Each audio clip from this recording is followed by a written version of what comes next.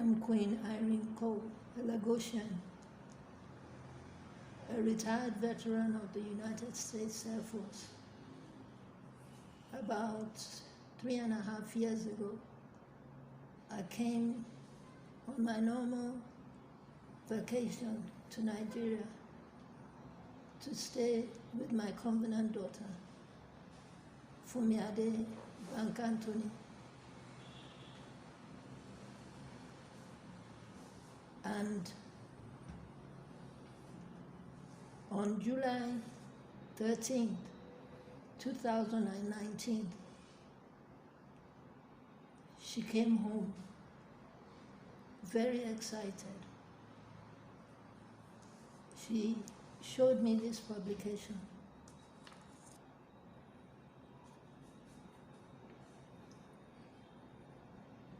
My granddad had 48 houses in Lagos, but willed nothing to us, by Funmi Bankantoni, actress.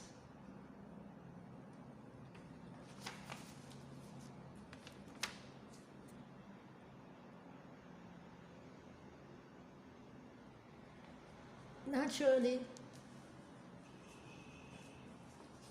the Bankantoni name, Sir Mobolaji Bankantoni, is a household name.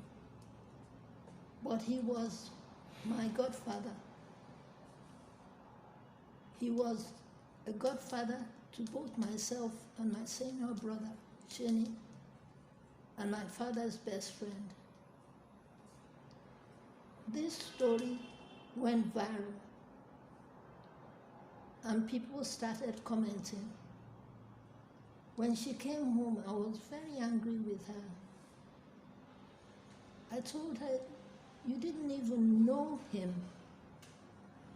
Because when I met Funmi Bankantoni, she was Funlola Ugwade.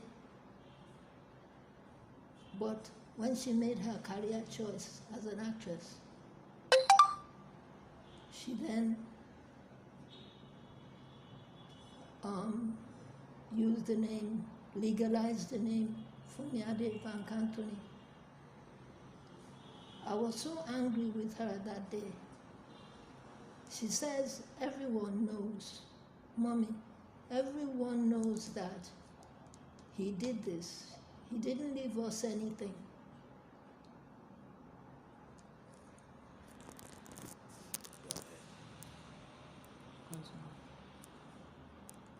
Everyone knows it. He didn't leave us anything. I said, the Sir Bankantoni that I know, my father's best friend, the most generous man that I have ever met in the world, could never have died and left his family nothing. There's something wrong somewhere. She said, no, you just don't know. Everyone knows, Mommy, everyone knows. I said, everyone, I'm everyone, but I don't know, and I can never believe.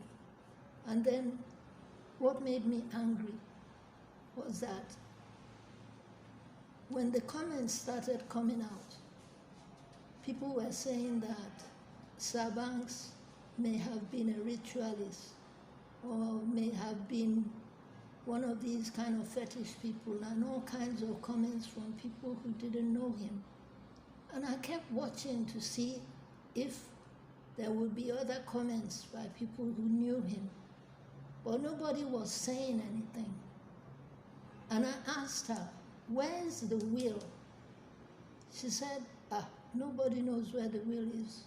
I said, do you mean to tell me that these people gave you an interview without even verifying your information? She said, everybody knows. This is 30 years later, Mommy.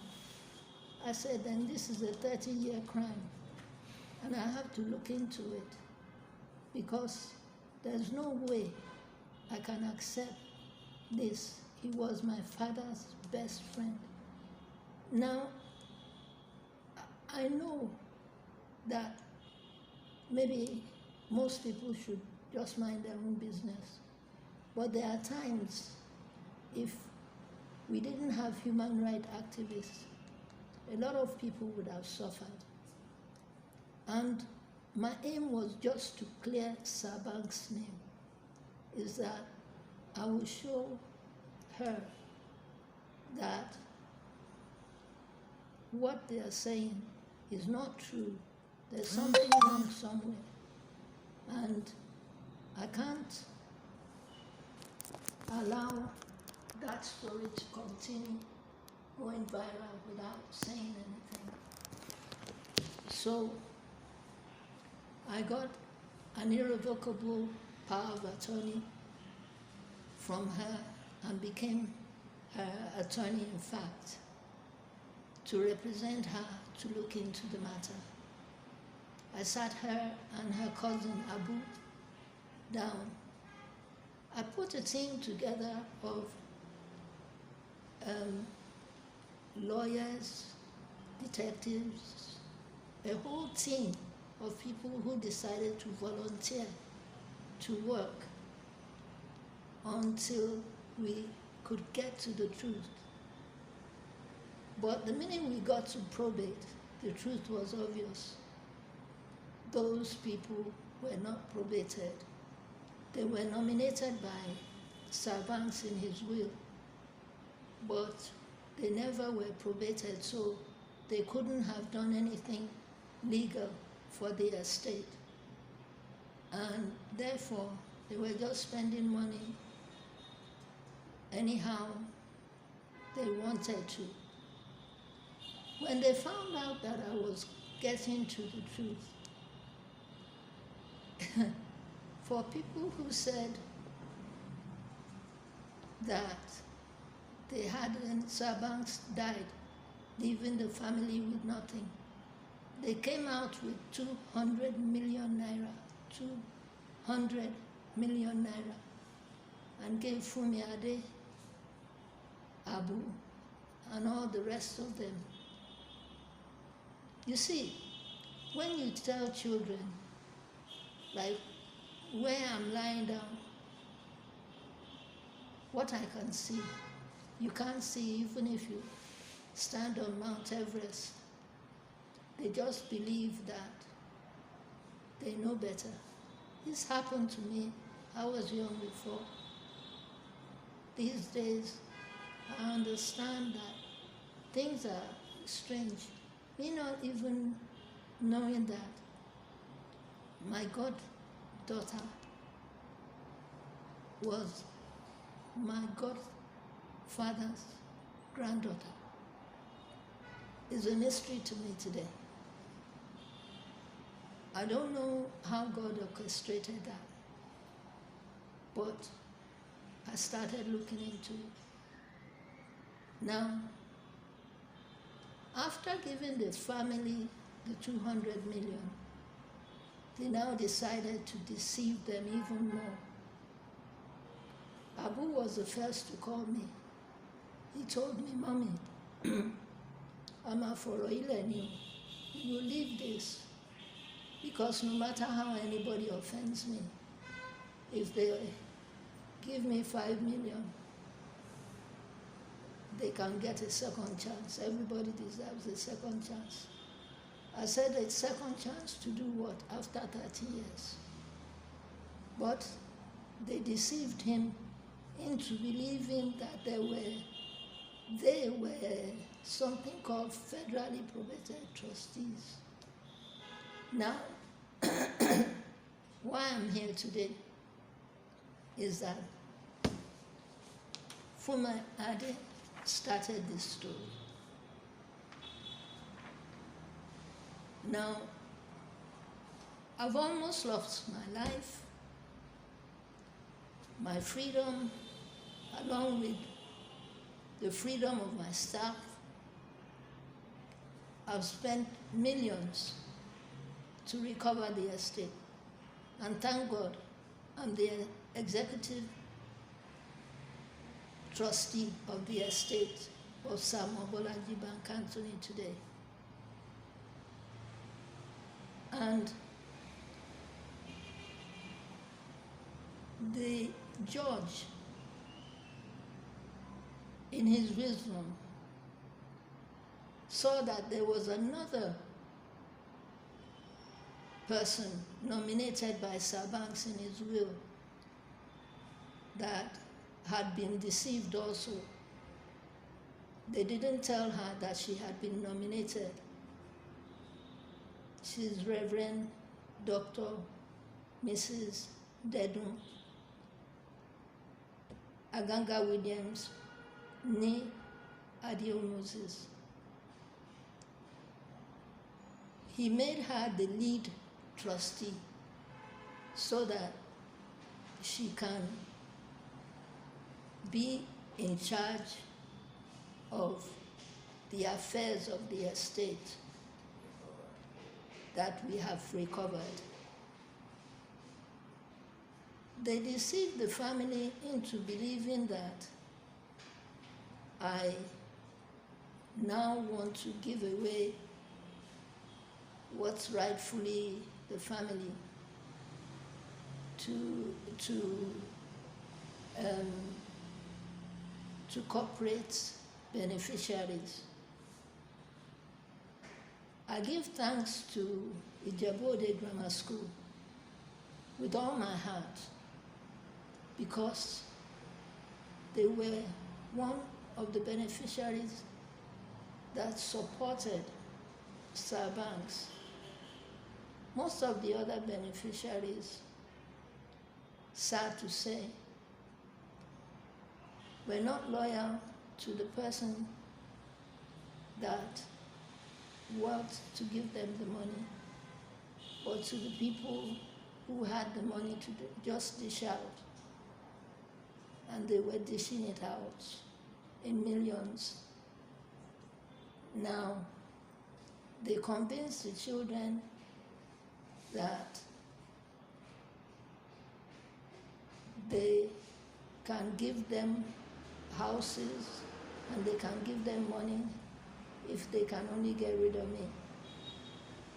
But I had something to prove, and I've proved that Sir Banks was a genius of a businessman who left a legacy, an estate worth billions, to not only his family, but to a lot of Nigerians in scholarships. He left for the University of Ibadan, cancer research, Boy Scout movement, and so on, and the list is long. I'm calling on fellow Nigerians. The story started with Funmi Adebankantoni. I'm not angry with her because she was deceived, and so was everybody else in her family. So how can I be angry with them? And they are young. They don't know how deception can be so deep, especially with family. I want the world at large, people in her field, to ask her, does she still believe that Sir Banks died, leaving nothing to the family? Or does she have a different opinion? And if so, she needs to come out and voice it out with a strong apology to her late grandfather, my godfather. She needs to tell the world that, yes, indeed, they were deceived, but she can no longer stand behind the shadows. Her fans and everyone need to tell her to do the right thing. She has a best friend, Barrister Sholape, a very good, nice, decent woman who also worked tirelessly. I want them to talk. Jide Alesunloye Williams Mr. Jide Election Lawyer Williams is the only one remaining with this deception now. He wants people to believe him so badly that he was not fraudulent, and therefore is holding on to see if there's any way he can swing things like they do in Nigeria sometimes. But